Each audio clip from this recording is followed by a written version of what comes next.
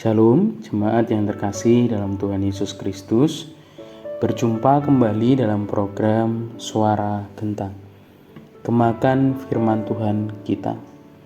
Hari ini kita belajar firman Tuhan tentang daripada Allah engkau mendapat buah, yang akan kita renungkan bersama dalam kitab Hosea pasal 14 ayat 8 sampai yang ke-9. Demikian bunyi firman Tuhan.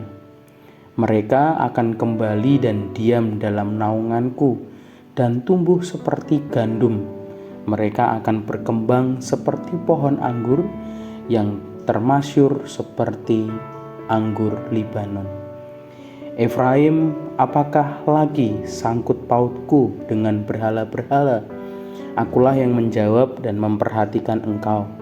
Aku ini seperti pohon sanobar yang menghijau, daripadaku engkau mendapat buah. Bapak Ibu yang terkasih dalam nama Tuhan Yesus Kristus, dalam ayat-ayat ini Allah melalui Nabi Hosea mengundang umatnya untuk kembali kepadanya. Sebuah gambaran yang sangat menarik dalam ayat ini.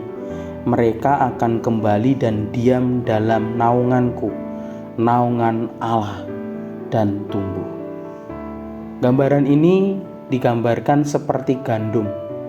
Gambaran gandum ini merupakan sebuah gambaran tentang Allah yang sedang menjanjikan pertumbuhan rohani dan berkat yang melimpah.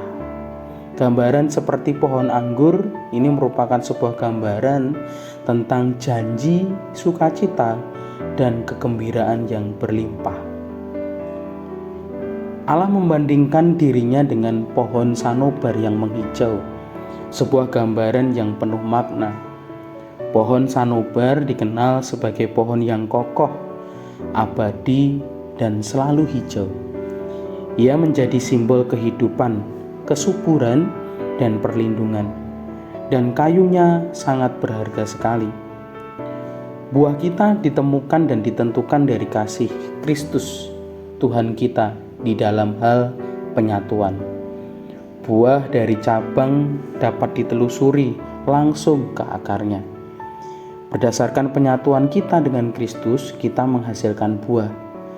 Setiap tangkai anggur pertama-tama berada di akar, melewati batang, dan mengalir melalui pembuluh getah, sehingga membentuk dirinya sendiri secara eksternal menjadi buah. Tetapi pertama-tama di batang.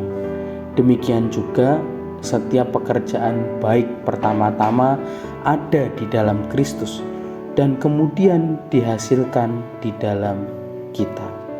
Apa maksudnya? Kehidupan seorang Kristen harus menghargai penyatuan yang berharga dengan Kristus. Karena itu, pastilah sumber dari semua buah yang dapat kita harapkan untuk diketahui.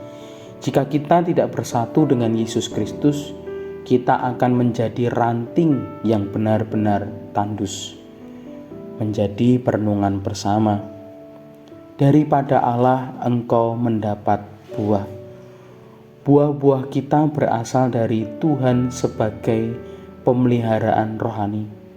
Ketika embun jatuh dari langit, ketika awan melihat ke bawah dari atas dan ingin mengambil cairan yang berharga dari dalamnya, dan ketika matahari yang cerah mengembang buah-buah dalam tangkai, inilah gambaran dari setiap anugerah surgawi yang berbisik kepada pohon dan berkata, "Darikulah, dari Allah lah buahmu ditemukan." Buah kita berasal dari Tuhan dalam hal pengelolaan yang bijaksana.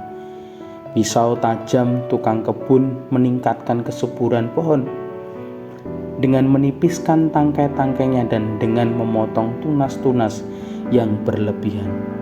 Begitu juga orang Kristen, dengan pemangkasan yang Tuhan berikan kepada kita, Bapa yang kita percayai adalah petani.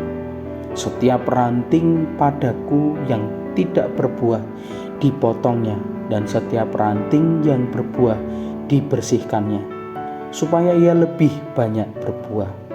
Karena Tuhan kita adalah sumber kasih karunia rohani kita, marilah sebagai orang Kristen, sebagai orang percaya, memberikan kepadanya, memberikan kepada Allah semua kemuliaan, keselamatan kita.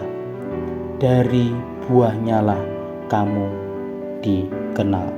Amin.